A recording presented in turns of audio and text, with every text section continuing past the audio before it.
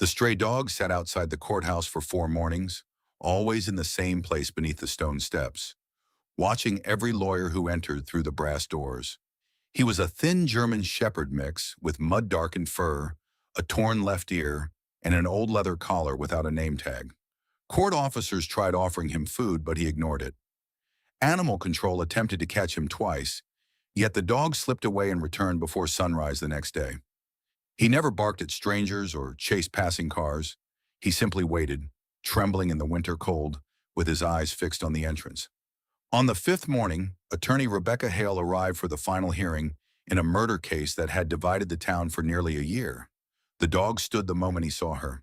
He climbed the courthouse steps and placed something at her feet, a broken gold wristwatch held carefully between his teeth. Rebecca recognized the deep scratch across its glass and the initials engraved on the back. The watch belonged to Judge Nathan Cole, the man who had disappeared 3 weeks earlier after privately telling Rebecca that someone inside the courthouse had falsified evidence in the very case she was about to argue. Police believed Nathan had fled after accepting a bribe. Rebecca knew he would never abandon his 12-year-old daughter without a word. The watch had stopped at 11:47, and dried blood remained beneath the cracked band. When Rebecca bent to pick it up, the dog pulled away, turned toward the courthouse parking garage, and looked back as though waiting for her to follow. Before we begin, please subscribe to the channel, leave a like, and write in the comments. Do you believe a dog can carry the final clue of a person everyone else has stopped searching for? The courthouse stood in the center of Belhaven, a small North Carolina city where red brick shops, old churches, and government buildings surrounded a square planted with oak trees. The building was nearly a century old, with marble corridors, underground records rooms, and a parking structure connected by a narrow service tunnel used by judges and court employees. Rebecca Hale had practiced law there for 13 years. At 39, she was respected for remaining calm under pressure and disliked by anyone who believed confidence should belong only to the loudest person in the room.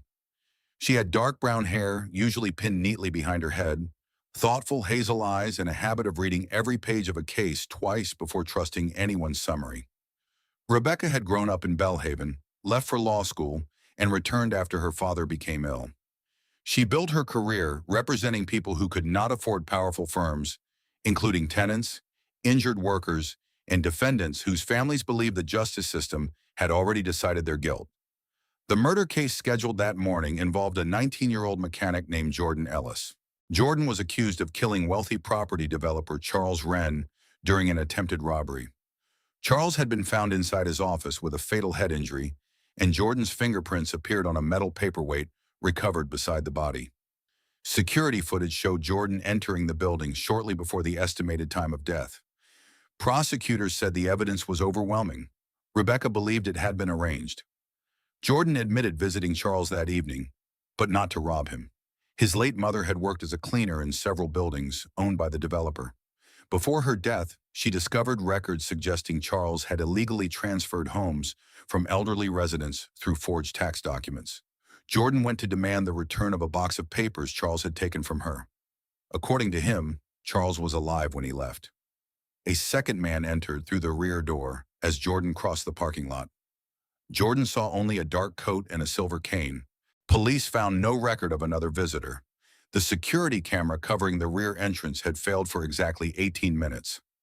Jordan's court-appointed attorney urged him to accept a plea agreement, carrying 25 years in prison. Jordan refused and asked for Rebecca after hearing she had once overturned a wrongful conviction. Rebecca reviewed the evidence and discovered problems immediately.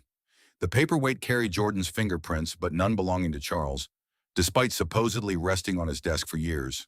The blood pattern did not match the prosecution's theory. A partial shoe print near the rear entrance was larger than Jordan's and contained traces of rare red clay found outside the city limits. Most troubling, a witness named Laura Finch originally reported seeing an older man leave Charles's office, but her statement disappeared from the official file.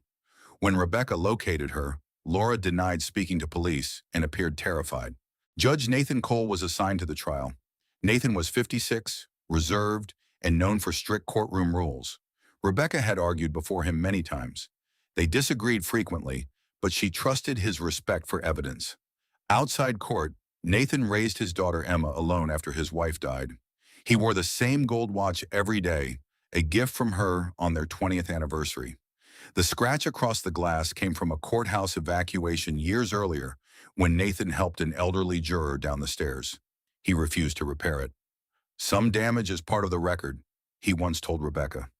2 months into Jordan's case, Nathan called Rebecca into his chambers after everyone else had left. He closed the blinds and placed a sealed envelope on the desk. "The evidence log has been altered," he said. Rebecca stared at him. "Which evidence?" "The original hard drive from Charles Wren's office camera system. According to the file, it was destroyed by an electrical fault before police collected it. That is false. It entered courthouse storage 3 days after the murder." Nathan showed her a photocopy of an intake record carrying the signature of evidence clerk Harold Mercer. The hard drive was later removed under a judicial authorization, supposedly signed by Nathan. "I never signed this," he said. The false order permitted Special Prosecutor Adrian Vale to take the device for technical examination. It never returned. Adrian Vale was the man leading the case against Jordan. He came from a prominent legal family, spoke smoothly before cameras, and had announced his intention to run for district attorney. He portrayed Jordan's prosecution as proof that wealth would not influence justice. Rebecca had never trusted the performance, but mistrust was not evidence. Nathan had begun reviewing other files involving Charles Wren. He found sealed property cases, missing exhibits, and orders issued under judges' names without their knowledge. Someone had used the court system to erase Charles's fraud and remove documents belonging to victims. Nathan believed multiple courthouse employees were involved. "Why tell me instead of the police?" Rebecca asked. "Because one detective who handled Jordan's case appears in 3 of the altered logs." "Who?" Nathan hesitated. "Captain Samuel Dorsey." Dorsey led the police department's major crimes division and had personally announced Jordan's arrest. Nathan planned to contact state investigators outside Belhaven. Before doing so, he wanted to retrieve the original paper ledgers kept in an old basement archive. Digital records could be changed, but the handwritten books might prove who moved evidence and when. He told Rebecca to say nothing until he called. 2 days later, Nathan disappeared. His car was found in the courthouse garage with the driver's door unlocked. His phone rested inside the center console. There was no blood, note, or sign of a struggle. Security footage showed him walking toward the service elevator at 11:32 p.m. and never leaving the building. The camera covering the basement corridor recorded static from 11:40 until midnight. Police searched the courthouse and surrounding blocks but found nothing. Captain Dorsey announced that Nathan had been under financial pressure and might have accepted money connected to the Wren case. A bank transfer of $50,000 appeared in an account bearing Nathan's name. Investigators suggested he fled before the corruption became public. Emma Cole rejected the accusation. Her father's passport, medication, and winter coat remained at home. He had promised to attend her school concert the following evening. Rebecca told investigators about Nathan's concern over altered records, but did not mention the copied intake sheet because Nathan had kept it. Police searched his chambers and found no envelope. Adrian Vale publicly demanded another judge continue Jordan's trial without delay. He said Nathan's misconduct should not deny Charles Wren's family justice. Rebecca requested a postponement. The court granted only 3 weeks. During that time, the stray dog began appearing outside the courthouse. Security officer Leon Grant first noticed him sleeping beneath a bench. Leon offered sausage from his breakfast, but the animal refused to eat until the courthouse opened. Then he walked to the entrance and watched employees arrive. The dog reacted differently to certain people. He lowered his head when Captain Dorsey entered. He growled softly at Harold Mercer, the evidence clerk. When Adrian Vale passed, the dog retreated behind a stone column and shook. No one considered these reactions meaningful. Stray animals were frightened by uniforms, canes, voices, or unfamiliar movements. Animal control scanned him for a microchip, but found none. The leather collar had been cut where an identification plate once hung. A veterinarian estimated the dog was 6 or 7 years old and had spent significant time outdoors. Mud embedded between his paws contained reddish soil uncommon near the courthouse. Rebecca did not pay close attention until he brought Nathan's watch. She crouched on the courthouse steps while the dog stood several feet away. "Where did you get this?" she whispered. His ears lifted at Nathan's name. Rebecca turned the watch over. NC was engraved beside a date marking Nathan's wedding anniversary. Blood had dried inside the broken clasp. She called Emma and asked her to identify it without explaining where it came from. Emma began crying immediately. Dad never removed that watch. Rebecca contacted Sheriff Marcus Lane rather than Captain Dorsey. The courthouse was inside city jurisdiction, but Marcus led the county sheriff's office and had known Nathan for years. Marcus arrived with 2 deputies and a forensic technician. He was a black man of 52 with a measured voice and a reputation for refusing political favors. Rebecca told him everything Nathan had revealed. Marcus examined the dog. You said he wanted you to follow him? The animal stood near the parking garage ramp, looking back repeatedly. They followed. Inside the garage, the dog moved past Nathan's abandoned parking space and descended toward the restricted lower level. Employees rarely used the bottom section because flooding had damaged several spaces.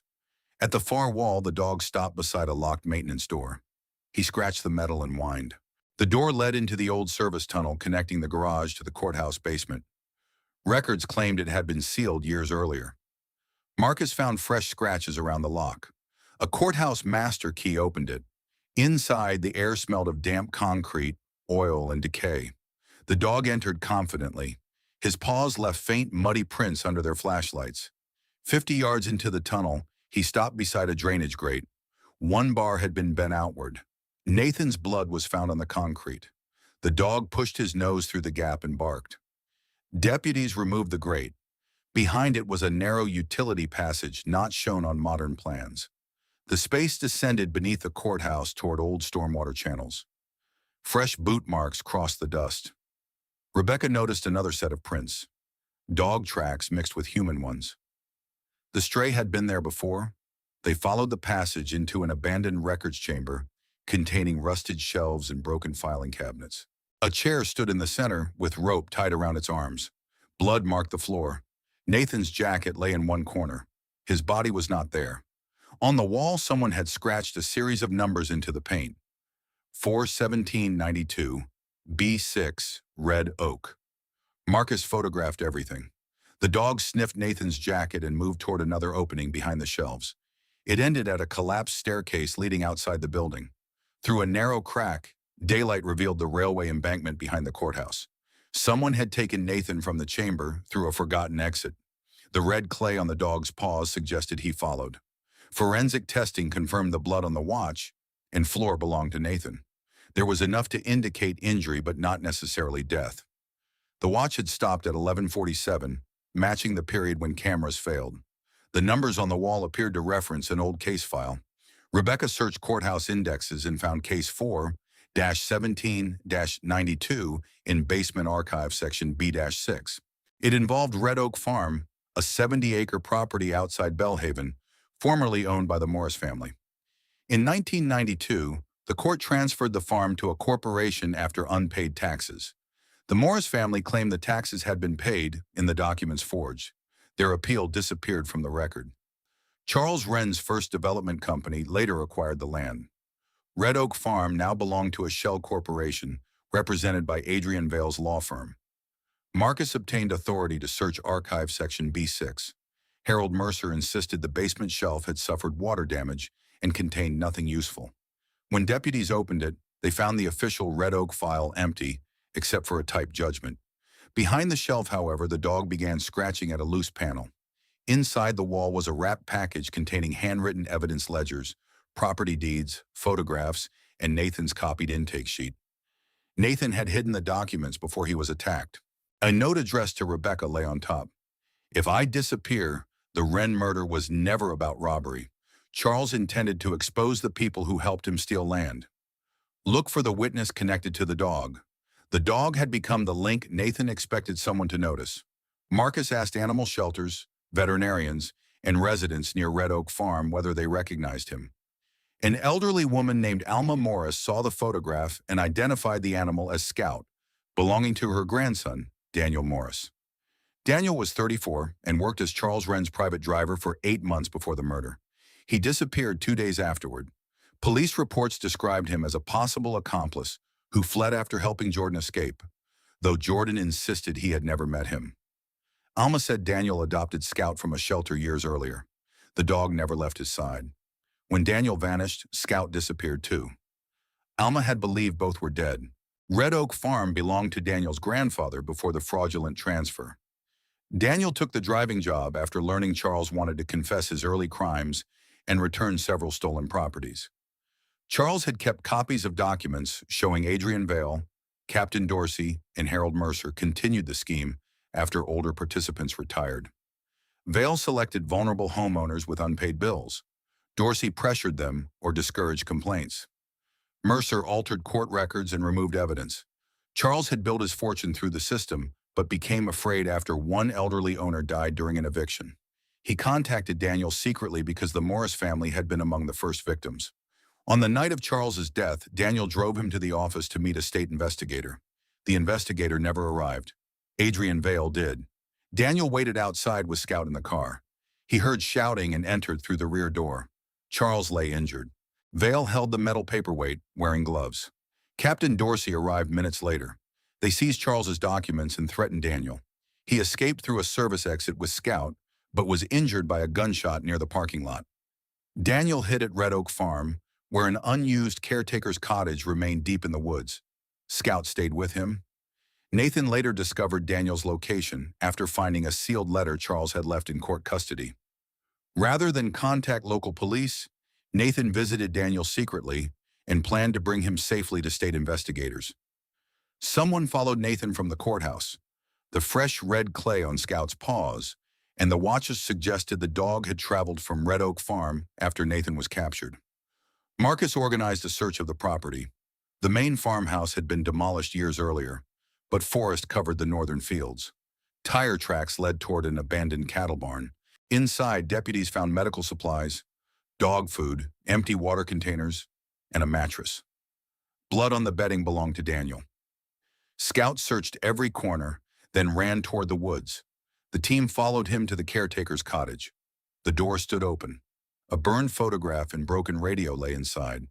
Beneath a floorboard, Rebecca found a recorder containing Daniel's testimony. His voice was weak but clear. He described Charles's murder and named Vale and Dorsey. He also explained that Nathan had come to help him. Before they could leave, armed men entered the farm. Nathan pushed Daniel through a rear window while Scout attacked one of the men. Daniel escaped into the forest but collapsed from his old wound. Scout returned to Nathan. The final recording captured Nathan shouting for the dog to run. Search dogs found Daniel alive in a drainage pipe half a mile away. He was severely dehydrated, feverish, and unable to walk. He had survived by collecting rainwater and eating food stored in the pipe by hunters. Scout reached him first and lay against his chest until paramedics arrived. Daniel's first words were, "They took the judge to the quarry." Red Oak Quarry lay 12 miles north, beyond land owned by a company connected to Adrian Vale. It had been inactive for years and contained flooded pits, maintenance buildings, and underground blasting tunnels. Sheriff Marcus requested state police and tactical support. He did not inform Belhaven police because Captain Dorsey still controlled dispatch channels. Before officers reached the quarry, Dorsey learned about the search. He left police headquarters with 2 weapons and drove north. Adrian Vale failed to appear in court that morning. Harold Mercer attempted to destroy basement files, but was arrested when smoke alarms activated. Under questioning, Harold admitted Nathan was alive when taken from the courthouse. Vale wanted the judge to reveal where he hid the ledgers. Nathan refused. They moved him to the quarry, intending to stage his death as suicide after forcing him to record a confession to bribery. Harold claimed he did not know whether Nathan remained alive. The tactical team entered the quarry at dusk. Scout rode in Marcus's vehicle, but was kept behind the command line for safety. The dog became frantic near the eastern tunnel, pulling against the temporary leash. Daniel had said the old blasting passage connected to a storage building above the flooded pit. Officers found Vale's car hidden behind it. Inside the building, a television played a recorded image of Nathan reading a false confession. His face was bruised and one eye was swollen. The recording stopped before he finished. Blood led toward the tunnel. Marcus entered with officers, while Rebecca remained outside under protection. Halfway down, they found Captain Dorsey aiming a gun at Adrian Vale. Their alliance had collapsed. Dorsey accused Vale of keeping documents that could expose him. Vale insisted Nathan had hidden the final ledger and that killing him too early would ruin everything. Nathan was chained behind a steel door, conscious but badly injured. Dorsey heard officers and fired. The shot struck a pipe. Vale ran toward a secondary exit carrying a bag of records. Dorsey retreated deeper into the tunnel. Marcus's team reached Nathan, but could not remove the chain without tools. Water began pouring through the damaged pipe, flooding the lower passage.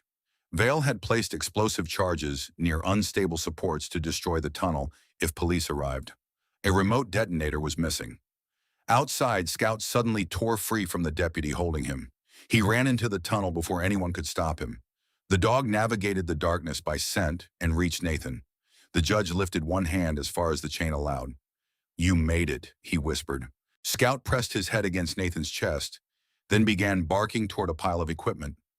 Marcus found the detonator beneath a tarp where Vale had dropped it during his escape. Seconds later, Dorsey emerged from a side passage and reached for it. Scout lunged at his arm. Dorsey fired, striking the tunnel wall. Marcus tackled him while another officer secured the device. Rescue workers cut Nathan free. Vale was captured near the quarry rim after slipping on loose gravel and breaking his leg. The bag he carried contained the original hard drive from Charles's office, property deeds, payment records, and a blood-stained pair of gloves. The hard drive showed the missing rear camera footage. Adrian Vale entered Charles's office carrying a silver cane. Daniel arrived moments later.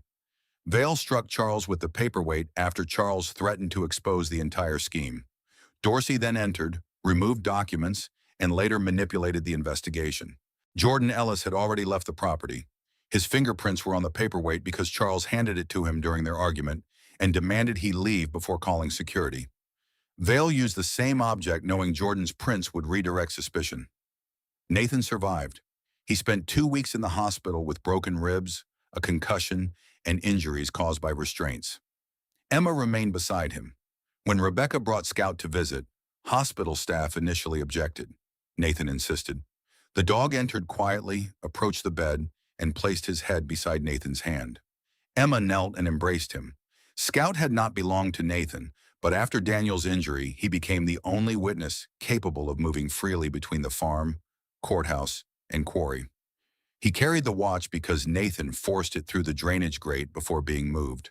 The blood in Nathan's scent remained on it. Scout picked it up and returned to the courthouse repeatedly, waiting for someone connected to the judge to recognize it. Why he chose Rebecca remained uncertain. Perhaps he remembered seeing her with Nathan near the courthouse. Perhaps Nathan spoke her name. Perhaps Scout simply noticed that she responded differently from everyone else. Jordan's trial ended immediately. Prosecutors dismissed all charges and publicly acknowledged serious misconduct. Jordan was released after 11 months in jail. His first meeting with Rebecca outside the courthouse was quiet. He looked toward Scout and said, "A dog believed something was wrong before the whole system admitted it." Daniel Morris recovered and became a central witness in the trials against Vale, Dorsey, Mercer, and several others. Charles Wren's role complicated public reaction. He had participated in years of fraud before deciding to confess. Some residents called him brave. Others argued that remorse did not restore the homes, land, and stability taken from dozens of families. Rebecca agreed with the second view. Charles's evidence mattered, but it did not erase the suffering that created his wealth. Courts reopened property cases stretching back decades. Red Oak Farm was returned to the Morris family, along with compensation from seized assets. Other families recovered land or received financial settlements. Adrian Vale was convicted of murder, kidnapping, conspiracy, evidence tampering, fraud, and attempted destruction of evidence. Captain Dorsey was convicted on similar charges and additional counts involving abuse of office. Harold Mercer accepted a plea agreement and testified about the courthouse network. Several officials resigned or faced prosecution. The district attorney's office created an independent evidence review unit, though Rebecca reminded reporters that new procedures meant little unless people were willing to challenge powerful colleagues. Nathan returned to the bench months later. He moved more slowly and carried scars along one wrist, but he refused early retirement. On his first day back, he entered the courthouse through the main doors rather than the judge's private tunnel. Scout waited beside Emma on the steps. Nathan wore a new watch, but the damaged gold one remained sealed as evidence until the appeals ended. When it was finally returned, he did not repair it. He placed it inside a glass case in his chambers, beside a photograph of Scout. The card beneath it read, "The time someone refused to look away." Daniel reclaimed Scout, but the dog's idea of home had changed. He lived at Red Oak Farm and followed Daniel through the fields. Yet every Thursday morning he waited near the truck until Daniel drove him to the courthouse. Scout would sit outside the entrance for an hour, watching people climb the steps. Court employees began placing a bowl of water beneath the bench. He accepted treats from Leon Grant, but still growled whenever someone carrying a silver cane approached too quickly. Rebecca often sat beside him before hearings. She never called him a hero. Scout had acted from loyalty, scent, memory, and the need to find people connected to the missing men. He did not understand forged deeds, judicial orders, political ambition, or wrongful prosecution. He understood that Daniel was injured, Nathan was taken, and the courthouse was the place where the judge disappeared. He returned there because animals do not require certainty before asking for help. Several years later, Scout's health declined. Old injuries in his hips made walking painful, and his muzzle turned white. Daniel reduced the courthouse visits, but Scout became restless on Thursdays. During his final winter, Nathan and Rebecca traveled to Red Oak Farm to see him. The dog lay beside the porch wrapped in a blanket. Nathan placed the old gold watch near his paws. Scout sniffed it once and lifted his eyes toward the judge. "You returned it," Nathan said. "You brought me home with it." Scout died that night with Daniel beside him. They buried him beneath a red oak tree overlooking the restored fields. Nathan asked to place the broken watch in the grave, but Daniel refused. That watch belongs where people can see what he carried. The courthouse later opened a small public exhibit about the wrongful case and property fraud investigation. The watch rested inside a glass display beside Scout's worn leather collar. A photograph showed the thin stray dog sitting outside the courthouse doors, waiting while lawyers, police officers, and judges passed without understanding why he had come. The caption explained that Scout returned for 4 mornings before Rebecca recognized the watch in his mouth. Visitors often asked whether the dog knew she was a lawyer or understood that the building represented justice. Daniel always answered the same way. No, he knew someone inside had to listen. Justice is often imagined as something created in courtrooms through laws, arguments, and official decisions. But every system depends on what people are willing to notice before the arguments begin. Nathan noticed the altered records. Daniel preserved his testimony. Rebecca recognized the watch. Marcus followed evidence others might have dismissed. Scout did something simpler and more difficult. He kept returning after no one understood him. He waited outside the place where powerful men had hidden the truth. He carried a broken object marked with blood and memory, and when the right person finally stopped, looked down, and recognized what was in his mouth, the entire story they had tried to bury began to rise.